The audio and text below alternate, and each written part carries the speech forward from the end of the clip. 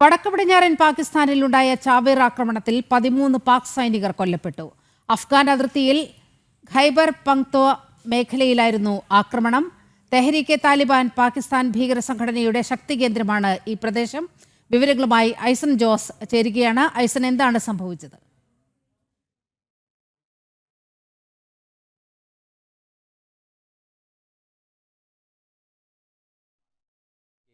താലിബാൻ എന്ന് പറയുന്ന പാകിസ്ഥാനിലെ തന്നെ താലിബാൻ വിഭാഗമായ ആ ഭീകര സംഘടനയുടെ വലിയ വേരുകളുള്ള ശക്തമായ വേരുകളുള്ള പ്രദേശമാണ്. നമുക്കറിയാവുന്നതാണ്, ജാഫർ എക്സ്പ്രസ് തട്ടിക്കൊണ്ടുപോയത് ഉൾപ്പെടെയുള്ള ഭീകര പ്രവർത്തനങ്ങളെല്ലാം തന്നെ നടന്നൊരു മേഖലയാണിത്. ഈ മേഖലയിലാണ് ഇന്ന് വീണ്ടും ഒരു സ്ഫോടനമുണ്ടായി. ഇന്ന് പുലർച്ചെ രാവിലെ ഒരു സ്ഫോടനമുണ്ടായ വിവരങ്ങൾ പുറത്തു വരുന്നത്. സൈനിക വ്യൂഹത്തിന് നേരെ സ്ഫോടക വസ്തുക്കൾ നിറച്ച ഒരു വാഹനം ഇടിച്ചു കയറ്റുകയായിരുന്നു. 13 സൈനികർ മരിക്കുകയും 24 പേർക്ക് പരിക്കേൽക്കുകയും ചെയ്തു എന്നാണ് അറിയാൻ സാധിക്കുന്നത്. 24 പേരിൽ 10ഓളം പേർ സാധാരണക്കാരാണ്, നാട്ടുകാരാണ് എന്ന വിവരവും പുറത്തു വരുന്നുണ്ട്. മറ്റൊരു സുപ്രധാനമായൊരു വിഷയമെന്ന് പറയുന്നത്, ഈ സ്ഫോടനത്തിൻ്റെ ആഘാതത്തിൽ കെട്ടിടത്തിൻ്റെ മേൽക്കൂര തെറിച്ച് വീണ്, താൽക്കാലികമായ മേൽക്കൂര തെറിച്ച് വീണ് 6ഓളം കുട്ടികൾക്ക് കൂടി ഈ കൂട്ടത്തിൽ പരിക്കേറ്റിട്ടുണ്ട് എന്ന വിവരങ്ങളും പുറത്തു വരുന്നുണ്ട്. 13 പേർ മരിക്കുകയും അതുപോലെ തന്നെ നിരവധി സൈനികർക്ക് ഉൾപ്പെടെ പരിക്കേൽക്കുകയും ചെയ്തിട്ടുണ്ട് ഈ മേഖലയിൽ. തെഹ്രീക്കെ താലിബാൻ എന്ന് പറയുന്ന ഈ ഭീകര സ്വഭാവമുള്ള സംഘടനയെ, ഈ പാകിസ്ഥാനിലെ ഭീകര സ്വഭാവമുള്ള ഈ സംഘടനയുടെ വലിയ തോതിലുള്ള ആക്രമണങ്ങളും പ്രതിഷേധങ്ങളും നടക്കുന്നുണ്ട്. ഇത് അതുപോലെ തന്നെ ബലൂച്ച് ലിബറേഷൻ ആർമി ഉൾപ്പെടെയുള്ള ശക്തമായ പാകിസ്ഥാനെതിരായ നിലപാടുകൾ സ്വീകരിക്കുന്ന ഖൈബർ പങ്ക്ത്വ മേഖലയിലാണ് ഈ ആക്രമണം നടന്നതെന്നാണ് അറിയാൻ സാധിക്കുന്നത്. ഇപ്പോൾ മേഖലയിൽ കർഫ്യൂ നടപ്പാക്കിയിട്ടുണ്ട്. തുടർ നടപടികളും സൈനിക നടപടികളും മുന്നോട്ട് പോകുന്നു എന്നാണ് അറിയാൻ സാധിക്കുന്നത്. ഒരുപക്ഷേ മരണനിരക്ക് വർദ്ധിക്കാനുള്ള സാധ്യതയും തള്ളിക്കളയാനാവില്ലെന്ന റിപ്പോർട്ടുകളും പുറത്തു വരുന്നുണ്ട്. നീലിമ. ഐസൻ, BLAയും അതുപോലെ TTP-യൊക്കെ അപലപിച്ചുകൊണ്ട് പാകിസ്ഥാനിലെ ഈ ഭീകരവാദികളുമായി ബന്ധപ്പെട്ട ഗ്രൂപ്പുകളൊക്കെ വലിയ പ്രചാരണം നടത്തുന്നുണ്ട്. തിരിച്ചടിക്കുമെന്നൊക്കെ പറഞ്ഞുകൊണ്ട് വലിയ രീതിയിൽ BLAയ്ക്കും അതുപോലെ TTP-ക്കുമെതിരെയൊക്കെ വലിയ പ്രതിഷേധം നടത്തുന്ന ഒരു സാഹചര്യം കൂടിയുണ്ട്.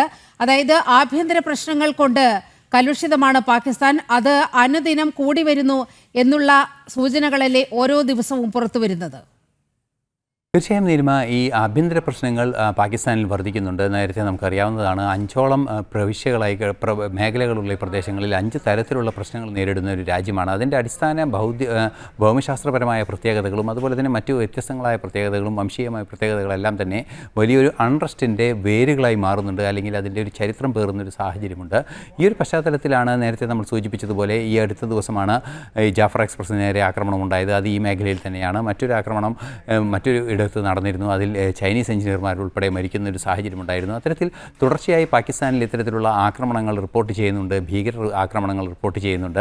നമുക്കറിയാവുന്നതാണ്, വലിയ തോതിലുള്ള ഒരു ഭീകരാക്രമണത്തെ തുടർന്നുള്ള മരണനിരക്കും വർദ്ധിക്കുന്ന, വലിയ തോതിലുള്ള മരണനിരക്കെല്ലാം തന്നെ വർദ്ധിക്കുന്ന, ലോകത്തിലെ 2ാമത്തെ ഏറ്റവും കൂടുതൽ ഭീകര ആക്രമണങ്ങൾ കൊണ്ട് മരണങ്ങൾ സംഭവിക്കുന്ന, അല്ലെങ്കിൽ ഇത്തരത്തിലുള്ള അത്യാഹിതങ്ങൾ സംഭവിക്കുന്ന ഒരു രാജ്യമായി പാകിസ്ഥാൻ മാറിയിട്ടുണ്ട് എന്നതൊരു യാഥാർത്ഥ്യം തന്നെയാണ്. തീർച്ചയായും ഈ ആഭ്യന്തര പ്രശ്നങ്ങളുടെ അടിസ്ഥാന കാരണം എന്ന് പറയുന്നത് ഈ അഭിപ്രായ വൈവിധ്യങ്ങളും അതുപോലെ തന്നെ നിലപാടുകളിലെ വ്യത്യസ്തതകളും പരസ്പരം ഒരു ഇൻറ്റഗ്രിറ്റി, രാജ്യത്തിൻ്റെ ഒരു അഖണ്ഡതയെ ബാധിക്കുന്ന ഒരു ഊന്നൽ അത് ആ രാജ്യത്തിൻ്റെ ഭരണാധികാരികൾക്ക് നൽകാൻ സാധിക്കാത്തൊരു വിഷയം തന്നെയാണ് ഭീകരമായൊരു സ്വഭാവമായി അവിടെ പ്രവർത്തനങ്ങൾ വർദ്ധിക്കുന്ന ഒരു സാഹചര്യത്തിലേക്ക് കാര്യങ്ങൾ പോകുന്നത്. തീർച്ചയായും നേരത്തെ സൂചിപ്പിച്ചതുപോലെ തുടർച്ചയായുള്ള ആഭ്യന്തര പ്രശ്നങ്ങൾ കലുഷിതമാകുന്ന ഒരു സാഹചര്യം പാകിസ്ഥാനിലുണ്ട്.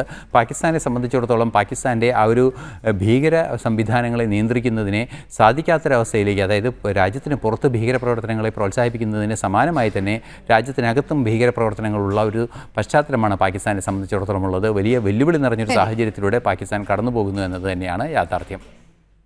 വലിയ വെല്ലുവിളികളിലൂടെ പാകിസ്ഥാനും പാക് സൈന്യവും കടന്നു പോകുന്നു. വിവരങ്ങളാണ് ഐസൻ ജോസ് പങ്കുവച്ചത്.